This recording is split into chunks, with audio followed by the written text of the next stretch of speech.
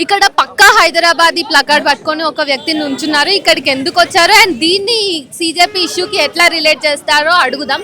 Hello అండి, ఏంటి దీని మీనింగ్ ఏంటి? కరెంట్ కాంటెక్స్ట్ లో ఇది ఎట్లా రిలేట్ అవుతుంది? అయితే ఇది మిర్చికే సాలన్ సే జ్యాదా తెరా పేపర్ లీక్ హోతా రే. అయితే మిర్చికా సాలన్ ఒకవేళ మీరు తెలంగాణలో నుంచి ఉంటే మిర్చికా సాలన్ అందరికీ తెలిసి ఉంటుంది. మిర్చికా సాలన్ నుంచి ఆయిల్ చాలా లీక్ అవుతుంది, కానీ దానికంటే చాలా పేపర్ లీక్ అవుతుందని చెప్తున్నాను నేను. ఎందుకంటే ఈ 10 years నుంచి నీట్ పేపర్ ఎప్పుడో లీక్ అవుతుంది. Every year NEET paper leak అవుతుంది. ఈ ఇయర్ అయితే రీనీట్ అయ్యింది. 20 స్టూడెంట్స్ సూసైడ్ చేశారు. అందుకోసం ఇక్కడ ప్రొటెస్ట్ చేయడానికి వచ్చాను. ఓకే, సో గవర్నమెంట్ నుంచి మీరు ఏం ఎక్స్పెక్ట్ చేస్తున్నారు? మీ మెయిన్ డిమాండ్స్ ఏంటి? గవర్నమెంట్ అయితే అకౌంటబిలిటీ తీసుకోవాలి.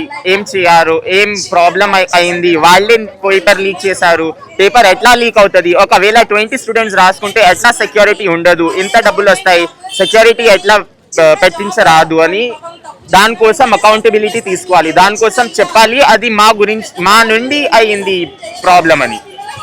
పోలీసులు మొన్న స్టూడెంట్స్ మీద లాఠీ చార్జ్ చేశారు, వాళ్ళ మీద రాక్స్ తోటి దాడి చేశారు, ఇట్లా మల్టిపుల్ అసాల్ట్ జరిగింది కదా, దాని మీద మీ ఒపీనియన్ ఏంటి? దాన్ని పట్టుకొని మీరు ఇండియన్ యూత్ కి ఏమైనా చెప్పాలనుకుంటున్నారా? అదైతే చాలా తప్పు చేశారు. ఢిల్లీ పోలీస్ ఇట్లా చేయకూడదు. అది హోమ్ మినిస్టర్ అమిత్ షా నుంచి ఆర్డర్ వస్తేనే ఢిల్లీ పోలీస్ అట్లా చేస్తుంది. అట్లా ఎందుకు చేశారు హోమ్ మినిస్టర్ కూడా? అది కూడా చాలా రాంగ్ ఉంది. దానికోసం యూత్ ని కొట్టారు. యూత్ ఓన్లీ పీస్ఫుల్లీ ప్రొటెస్ట్ చేస్తుంది.